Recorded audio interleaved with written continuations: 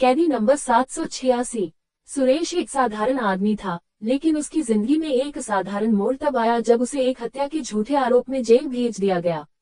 उसकी पत्नी सीमा और उसकी 8 साल की बेटी रिया के लिए ये किसी सदमे से कम नहीं था। सुरेश अपने परिवार से बहुत प्यार करता था और कभी किसी को नुकसान नहीं पहुंचा सकता था, लेकिन हालात ऐसे बने कि कानून ने उसे अपराधी मान लिया। अचानक बदला हुआ जीवन। सीमा ने बहुत कोशिश की कि किसी तरह अपने पति को निर्दोष साबित कर सके, लेकिन उसके पास न तो कोई गवाह था और न ही पर्याप्त पैसे की किसी बड़े वकील को हायर कर सके। सुरेश को कोर्ट ने आजीवन कारावास की सजा सुना दी। रिया अपने पापा से मिलने जेल जाती थी। जब भी वह सुरेश से मिलती, उसकी आंखों में मासूमियत से भरा सवाल होता, पापा आप कब वापस आओगे। सुरेश हर बार उसे हंसाने की कोशिश करता, लेकिन अंदर से वह टूट चुका था। कैदी नंबर 786 और जेल में बदलाव। जेल में सुरेश को कैदी नंबर 786 दिया गया। सुरेश पढ़ा लिखा था और जल्द ही उसने जेल में कैदियों के बीच एक अलग पहचान बना ली। वह जेल के अनपढ़ कैदियों को पढ़ाने लगा और जेल में एक छोटी सी लाइब्रेरी शुरू की।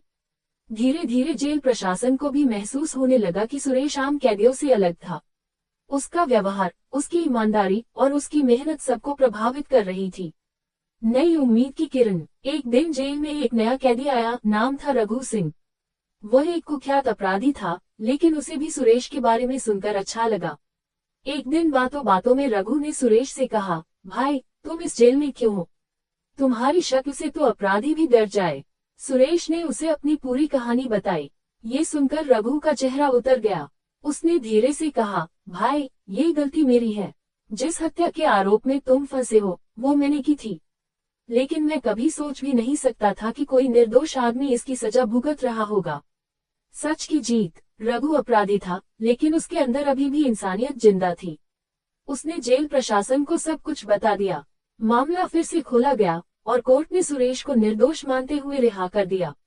जिस दिन सुरेश जेल से बाहर आया, उसकी बेटी रिया दौड़ती हुई उसके पास आई और चिल्लाए, पापा आप आ गए। सीमा की आंखों में आंसू थे, लेकिन इस बार ये खुशी के आंसू थे।